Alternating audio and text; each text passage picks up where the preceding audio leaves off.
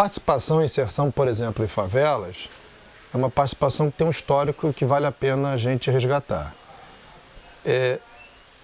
No final dos anos 90, nós tínhamos alguns grupos que foram surgindo, grupos que tinham uma certa intenção de organização.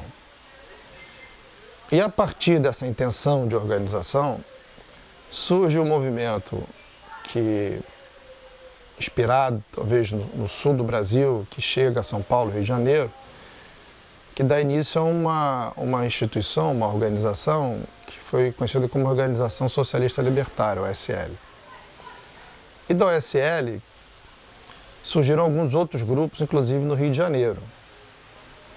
Esses grupos eram grupos de trabalho, não apenas de anarquistas, que se assumiam formalmente como anarquistas, mas de jovens que tinham uma sensibilidade libertária e queriam fazer um trabalho social, buscavam a inserção social.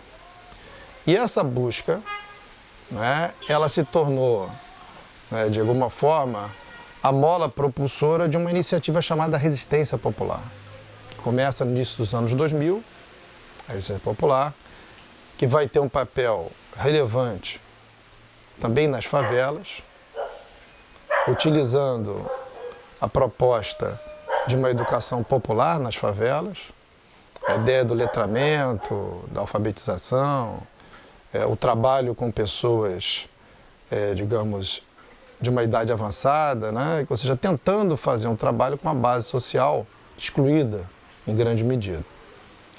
Então, essa relação ela evolui em grande medida para os projetos que nós vamos ter hoje, mais recentemente, em 2012, no campo do anarquismo no Rio de Janeiro, por exemplo. Para a resistência popular contribuíram alguns grupos, que eram grupos específicos de anarquistas, mas que se organizavam muito mais sob a forma de redes, né? Era uma relação orgânica muito frouxa, né? muito pouco clara, muito pouco amarrada. Então, grupos como Clave, como um grupo de estudos também, Domingos Passos, Niterói, esses grupos, eles começam a se aglutinar em torno da proposta da resistência popular e boa parte deles acaba formando, a partir de 2003, a própria Federação Anarquista do Rio de Janeiro. Uma parte vai para um outro projeto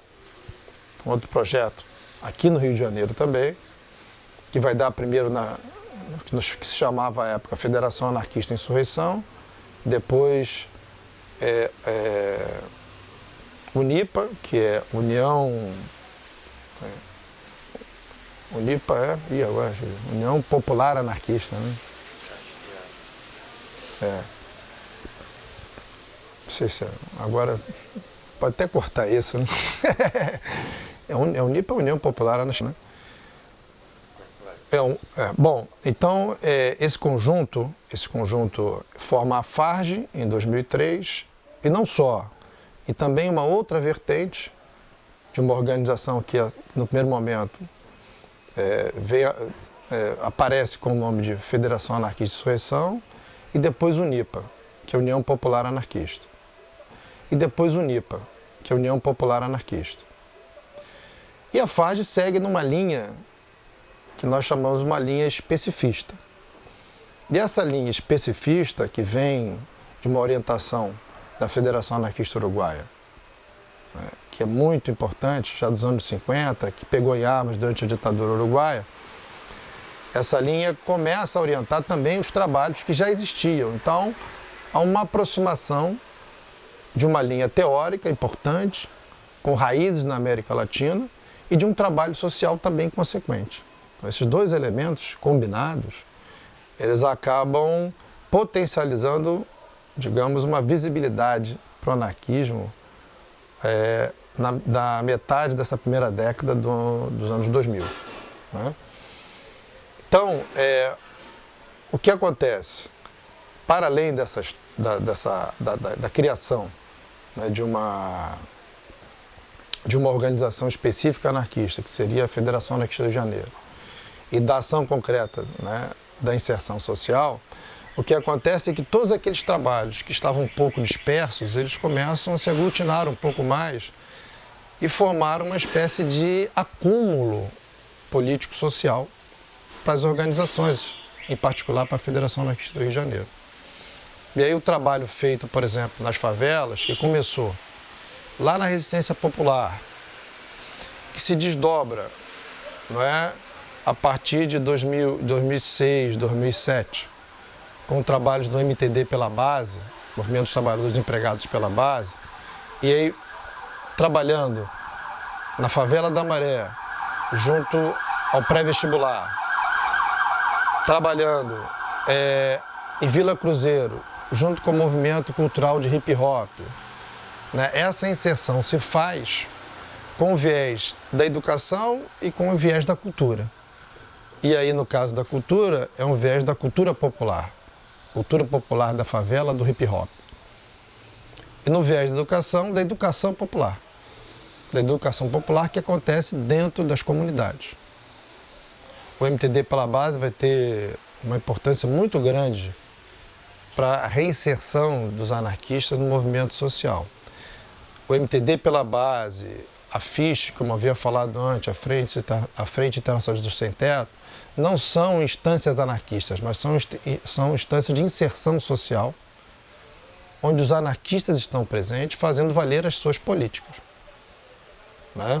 Então, esse movimento da favela, ele se articulou com o movimento do Sem Teto a partir dessas inserções que a Federação Anarquista, por exemplo, fez na FISH e no Movimento dos Trabalhadores Desempregados pela base.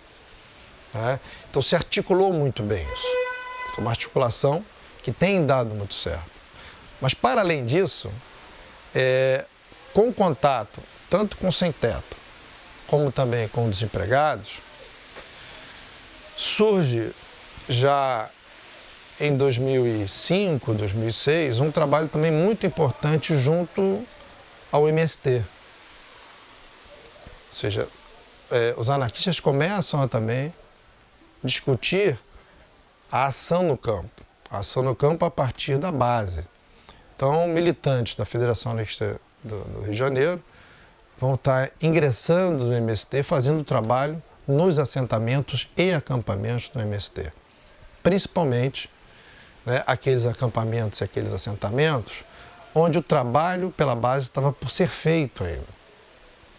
Então, a estratégia passou a ser entrar nesses assentamentos, entrar nesses acampamentos, dialogar com aquela base social que precisava de um auxílio no que diz respeito à organização, e nós colaboramos com esse aporte organizacional.